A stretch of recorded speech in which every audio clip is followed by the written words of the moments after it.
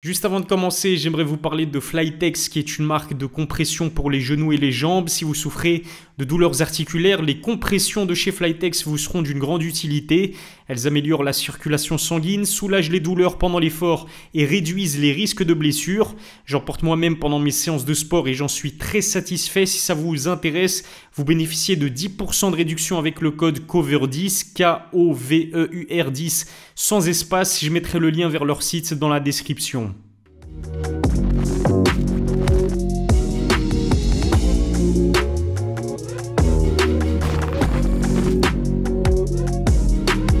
Salut à tous, c'est Ilyes, j'espère que vous allez bien. On se retrouve aujourd'hui pour une nouvelle vidéo, le débrief de la victoire de Nassourdine Imavov face à Jared Cannonier, combat principal de l'UFC Louisville. Nassourdine s'est imposé par KO technique dans la 4e reprise, un stop on va dire, comment dirais-je, plutôt polémique, et je vais vous dire pourquoi. De toute façon vous étiez toutes et tous certainement devant ce combat si vous regardez mon débrief. Donc Nassourdine Imavov, et c'est le principal, il a décroché la victoire face à un top 5. Jared Cannonier, qui malgré ses 40 ans reste quand même l'un des plus grands combattants de la catégorie, qui n'a été battu qu'à 2 reprises dans la division des moins de 84 kg, et en plus de cela contre des clients, des sacrés clients et des anciens champions, Israel Adesanya qui est certainement l'un des meilleurs, si ce n'est le meilleur poids moyen, et Robert Whittaker qui lui aussi se classe facilement dans le top 5 des meilleurs poids moyens de l'histoire de l'UFC, j'ai même envie de dire de l'histoire du MMA. Bon début de combat, je trouve, de Jared Cannonier. Honnêtement, je ne m'attendais pas à ce qu'il soit aussi vif, aussi rapide et aussi explosif. Non, explosif, je savais qu'il le serait. Jared Cannonier qui, en plus de cela, a une puissance dévastatrice. Mais je m'attendais vraiment à voir une différence en termes de rapidité d'exécution entre Nassourdine et Jared Cannonier. Je m'attendais vraiment à ce que Nassourdine, qui est aussi le plus léger des deux, puisque Jared Cannonier faisait très certainement plus de 90 kg le soir du combat. On sait que Nassourdine, malgré son physique très athlétique, c'est pas le plus imposant physiquement des poids moyens. Il devait être à 89, maximum 90 kg ce soir, alors que Jared, il devait être à 92, 93, voire même plus ce soir après la pesée, après son cutting. Je l'ai donc trouvé beaucoup plus rapide et vif que ce que j'imaginais. Sa boxe anglaise, elle était en place, ses low kicks étaient également en place. Premier round, je pense que tout le monde sera d'accord avec moi pour dire que avantage Jared Cannonier. Deuxième round, je lis en même temps mes notes, mais deuxième round, je trouve que aussi Jared Cannonier, dans sa stratégie, il y avait quelque chose qui était plutôt malin, c'était d'utiliser le cage control pour fatiguer au maximum Nassourdine Imavov, qui parfois, dans les 5 rounds, voire même parfois dans les 3 rounds, je pense notamment à son combat contre Joaquin Buckley, il peut montrer des signes de fatigue. Mais ça n'a pas vraiment été le cas dans ce combat-là, parce que je trouve qu'aujourd'hui, Nassourdine, il a pris en maturité et il arrive à mieux gérer son énergie. Il ne se laisse pas envahir par les émotions comme ça pouvait être le cas dans certains de ses combats. Le plus, clairement, contre Jared Cannonier, c'est qu'il s'est montré patient, mesuré, intelligent et discipliné tout au long des combats. Les coups significatifs. Les coups les plus significatifs plutôt étaient pour Nassourdine dans le deuxième round. Dans le troisième round, je me souviens que Nassourdine, il commence directement en tentant l'amener au sol. Malheureusement, Jared se relève de manière relativement assez facilement et puis il part sur du cage control encore une fois. Gros low kick pour Jared. Je lis mes notes, mais... c'est vrai que je disais que donc premier round à l'avantage de Jared Cannonier, deuxième round je donne quand même l'avantage à Nassourdine Imavov qui a utilisé ses kicks, qui a mis la pression aussi, qui a connecté pas mal avec son anglaise. Troisième round très équilibré parce que je trouvais que l'activité était du côté de Jared Cannonier, mais les coups les plus significatifs étaient du côté de Nassourdine. Donc vraiment le troisième round était plutôt équilibré.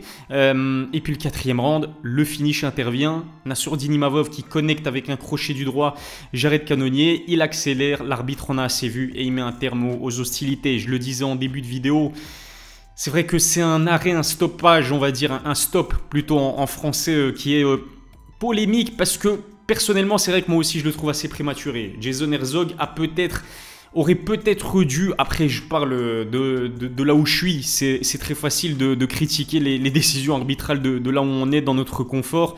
Quand c'est le moment de l'action aussi, c'est beaucoup plus compliqué, il faut prendre une décision le plus vite possible.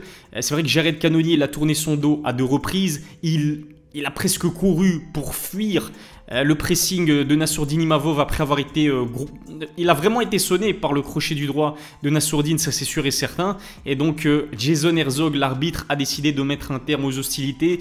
Mais je trouve que c'est prématuré parce que Jared Cannonier se défendait encore, sa garde elle était haute. Certes, il titubait, il n'était pas au meilleur de sa forme, ça c'est sûr et certain. Mais personnellement, je trouve...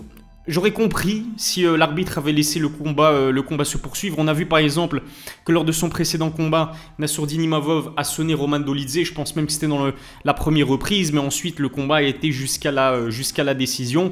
En tout cas, tant mieux pour Nassourdine. Franchement, on va pas bouder notre plaisir. Tant mieux pour le Dagestanais d'origine qui décroche quand même une victoire de prestige face à Jared Cannonier, un ancien challenger dans cette catégorie des poids moyens, un gars qui vient de la catégorie des poids lourds, qui est l'un des seuls combattants UFC à avoir mis des KO dans 3 catégories différentes, les lourds légers et donc chez les poids moyens, qui n'a été battu que par la crème de la division, Israel Adesanya et Robert Whittaker. Et comme le disait très justement aussi Nicolas Hotz, le coach de Nassourdine Imavov, eh bien, le sniper devient le premier combattant avoir réussi à finaliser Jared Cannonier. Oui, je trouve personnellement que le stop, il est un petit peu prématuré. Je ne le trouve pas scandaleux non plus. Nassourdine a sonné Jared Cannonier. Jared était vraiment en très mauvaise posture, en très mauvaise situation. Il a contesté le stop et l'arrêt décidé par l'arbitre. C'est logique, mais après, je pense que Jason Herzog, c'est un arbitre expérimenté, il sait ce qu'il fait. Et il a peut-être voulu ne pas faire en sorte que Jared Cannonier, qui a 40 ans, qui n'a plus combattu depuis quasiment un an, non, ça fait un an même, je pense, qui n'avait plus combattu Jared, il n'avait pas envie de lui faire prendre des risques inconsidérés. Il a décidé de préserver son intégrité. En tout cas, c'est un résultat magnifique pour Nassourdine Imavov. Il me semble que c'était son 3e combat principal à Nassourdine, donc contre Sean Strickland, contre Roman Dolidze et ce soir contre Jared Cannonier. En plus de cela, ce sont des main events qui se passent aux États-Unis. C'est tout bénef pour le sniper. Qu'est-ce qu'on peut dire d'autre? C'est quoi la suite pour lui? On sait que son équipe et lui-même veulent absolument un rematch contre Sean Strickland, potentiellement l'UFC Paris, parce que je pense que il y a de très très grandes chances, sauf blessure, que Nassourdine Imavov figure sur la carte parisienne qui aura lieu, je vous le rappelle, fin septembre, toujours à l'Accor Arena. Si c'est Sean Strickland, et je l'ai écrit sur Twitter avant même le combat, ça peut potentiellement être un main event. On ne sait pas qui va affronter Cyril Gane, parce que évidemment, je pense que c'est difficile de contester le fait que Cyril est la plus grande star française encore à l'heure actuelle à l'UFC. Après, il faut voir qui va affronter Cyril Gane. Imaginons un Imavov qui devrait en plus de cela intégrer le top 5 de la catégorie après sa victoire contre le challenger numéro 4. Un Nassourdine Imavov classé dans le top 5 chez les poids moyens qui combat un Sean Strickland, ancien champion de la catégorie et qui pour l'instant est le challenger numéro 1, c'est potentiellement un main event. Je signe et je persiste. Au minimum, ce serait un co-main event, ce qui serait déjà extrêmement bien. Après Strickland, est-ce que c'est intéressant pour lui? Absolument pas. Il n'y a aucun intérêt pour que...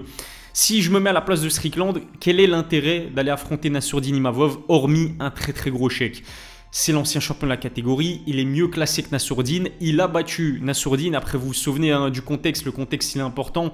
À la base, Nassourdine Imavov devait affronter Kelvin Gastelum. Infection staphylocoque, il déclare forfait, remplaçant en short notice Strickland, et le combat ne s'est pas fait dans la catégorie des poids moyens, c'est-à-dire la catégorie de prédilection du sniper. L'opposition s'est faite en fait dans la catégorie au-dessus, chez les lourds légers. Et je vous le disais il y a quelques instants, Nassourdine, malgré son physique de déménageur, un physique très athlétique, c'est pas le plus imposant physiquement des poids moyens. Je pense que les soirs de combat, il doit se chiffrer au max à 90 kg, donc après réhydratation, il prend pas énormément de poids, surtout quand on le compare aux plus imposants physiquement de la division, comme un Paulo Costa qui frôle les 100 kg, et je pense que Jared Cannonier, ça doit être quasiment la même chose. Donc Strickland, ça reste une option. Après, ce qu'il faut dire, et c'est ça qui est intéressant aujourd'hui avec la catégorie des poids moyens, je vais prendre le classement devant moi, mais c'est une division qui bouge énormément. On a eu droit à 2 champions différents l'espace d'un an. Strickland qui bat, en moins d'un an d'ailleurs, Strickland qui bat Israel Adesanya, et ensuite Dricus du Plessis qui bat Sean Strickland. Les rumeurs veulent que Israel Adesanya devrait affronter Dricus du Plessis au mois d'août, UFC Australie, donc pour la ceinture de champion des poids moyens. ça bouge énormément. Si Adesanya bat Dricus du Plessis, je pense que le Stylebender va vouloir offrir un rematch, ou plutôt va vouloir à tout prix obtenir un rematch, lui qui s'est fait battre par Sean Strickland. Donc tout dépend aussi de ce combat prévu normalement au mois d'août entre Adesanya et Dricus du Plessis. Tout dépend aussi du combat auquel on va avoir droit dans les prochains jours à l'UFC Arabie Saoudite entre Khamzat Chimaev et Robert Whittaker. Ça, c'est un combat que j'attends avec beaucoup d'impatience. Pour moi, c'est le combat le plus dangereux de la carrière de Khamzat Chimaev. On l'a vu souffrir quand même contre Kamaru Usman qui montait en catégorie en short notice. Là, qu'est-ce qui va se passer face à un Robert Whittaker qui est très imposant physiquement pour un poids moyen, qui lui aussi va certainement frôler les 100 kg. Malgré les apparences, j'ai pas l'impression ni le sentiment que Khamzat est un gros poids moyen. C'est un énorme poids welter, mais chez les poids moyens, oui, il évolue dans sa catégorie, mais je pense pas qu'il soit si énorme que ça. Qu'est-ce que ça va donner contre Whittaker ? Donc pour moi, le plus logique, ce serait de voir Nassourdine Imavov affronter le perdant de ce combat entre Khamzat Chimaev et Robert Whittaker. J'espère vraiment pas que ce sera Khamzat Chimaev. J'ai pas envie de voir Khamzat Chimaev affronter Nassourdine Imavov, alors que un Nassourdine Imavov vs Robert Whittaker, pour le coup là, ce serait vraiment très intéressant. On fait ça à l'UFC Paris, imaginez.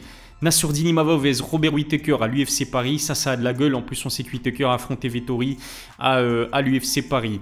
Le combat que j'ai vraiment pas envie de voir justement, c'est un Marvin Vettori vs Nassourdine Imavov, parce que pour moi, certes, Vettori il est toujours classé challenger numéro 5 dans la division.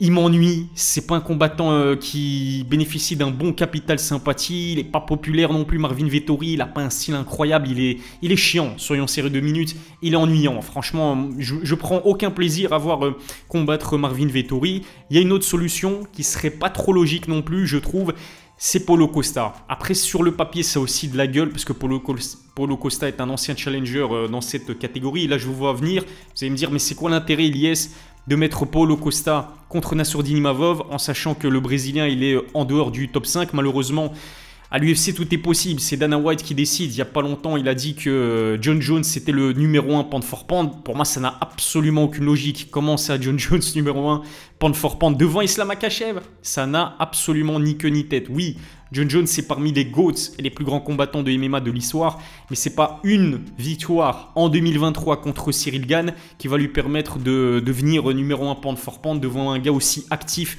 et dominant qu'Islam Makhachev, en plus de cela dans la catégorie des poids légers qui est la catégorie la plus relevée de toute l'organisation. Enfin bref, je m'étale un petit peu, revenons au sujet principal de cette vidéo. Du coup, la victoire de Nassourdine Imavov face à Jared Cannonier, c'est tout bénef pour la suite de la carrière de Nassourdine, qui va donc affronter normalement, si tout se passe bien, un top 5 à son prochain combat.